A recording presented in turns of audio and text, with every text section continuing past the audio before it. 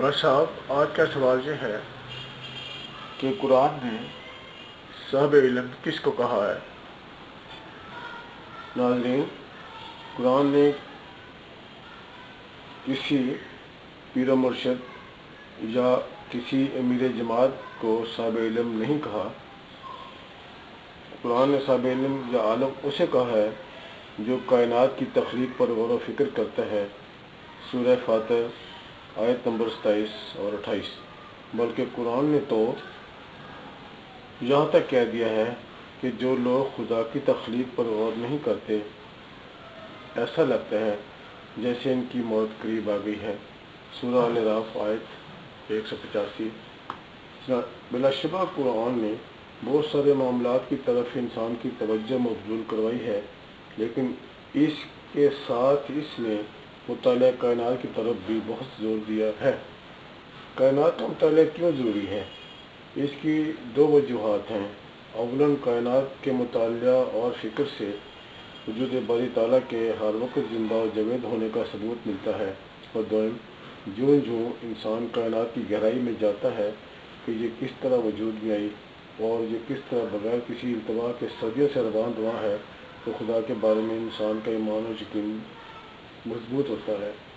یہ ایک عیاں حقیقت ہے کہ جس قوم نے کائنات اور اشیاء کائنات پر زیادہ توجہ دی ہے، وہ آج زیادہ خوشحال اور محفوظ ہیں، اور جن قوموں نے کائنات اور اشیاء کائنات کو حاصل کرنے کی کوشش نہیں کی، وہ آج نہ صرف دنیا میں بدحال اور غیر محفوظ ہیں، بلکہ اربوں ڈالر کی مقروض بھی ہیں اور ٹیکنالوجی کے لحاظ سے غیروں کی محتاج بھی، جیسے پاکستان۔ مسلم امہ کے کچھ مفکروں نے قرآن کے اس کائناتی پہلو پر بھی کام کیا ہے، مگر ہمارے چند علماء نے ان کو مادہ پرست کہہ کر جھٹلایا اور عوام الناس تک ان کی سوچ کو نہیں جانے دیا، اور اگر کسی نے جانے کی کوشش بھی کی تو اسے فتووں کی بوچھار سے چھلنی کر دیا گیا۔ محمد احمد العصری ایک مصری عالم ہیں۔ انہوں نے تحقیق کے بعد یہ لکھا ہے کہ قرآن کی 6666 آیات ہیں، جن میں سے 756 آیات میں سائنسی علوم اور فطرت و کائنات پر غور و فکر کا واضح حکم ملتا ہے۔ بس وہ ایک جگہ لکھتے ہیں کہ اللہ تعالیٰ نے رسول کریم کو فرمایا کہ اے رسول صلی اللہ علیہ وسلم، اپنے پیروکاروں کو حکم دیجیے کہ وہ گھوم پھر کر اللہ کی تخلیقات کا کھوج لگائیں۔ پھر فرمایا، ارض و سما کی پیدائش اور دن رات کے فرق میں عقل والوں کے لیے سبق ہے، جو اٹھتے بیٹھتے اور لیٹتے ان تخلیقات پر غور کرتے ہیں اور کہتے ہیں کہ اے اللہ، تو نے بے مقصد کچھ نہیں بنایا۔ پھر فرمایا، کیا یہ ان باتوں پر غور نہیں کرتے کہ اونٹ کیسے بنا، آسمان کیسے تخلیق کیے گئے، پہاڑ کیوں کر کھڑے کیے گئے، اور زمین کس لیے بچھائی گئی؟ سورہ جاثیہ آیت نمبر 17 سے 20۔ علماء کون؟ جیسے کہ اوپر بیان کیا گیا ہے، علماء قرآن نے انہی کو کہا ہے جو کائنات کے علوم پر غور و فکر کرتے ہیں۔ اب یہاں سوچنے کی بات یہ ہے کہ اللہ تعالیٰ کیوں کائنات کے مطالعے پر اصرار کر رہا ہے؟ کیونکہ وہ جانتا ہے کہ جس قدر کائنات کے علوم ترقی کریں گے، اس کتاب کی حقانیت اور صداقت ظاہر ہوتی رہے گی۔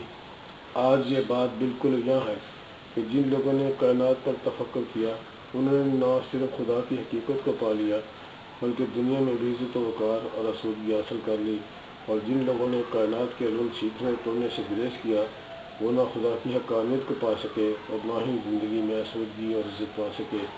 اس کی زندہ مثال آج مسلم ممالک ہیں، جن کو مذہبی پیشوا نے کائناتی علوم سیکھنے سے منع کیا یا ان کو ان علوم سے دور رکھا۔ اور نتیجہ بالکل واضح ہے کہ اللہ نے ایسی قوموں کو ہی دھتکار دیا۔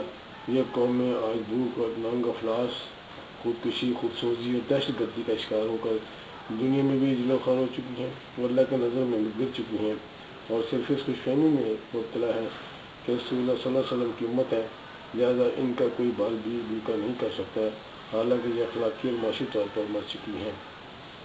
ایک مغربی مفکر آئنسٹائن ایک جگہ لکھتا ہے کہ وہ شخص جو اس جہان کائنات میں تعجب کے لیے نہیں ٹھہرتا، اس پر غور نہیں کرتا اور اس میں مگن نہیں ہوتا، وہ ایسا ہے جیسے مر گیا ہو اور یہ اس کی آنکھیں بند ہو چکی ہوں۔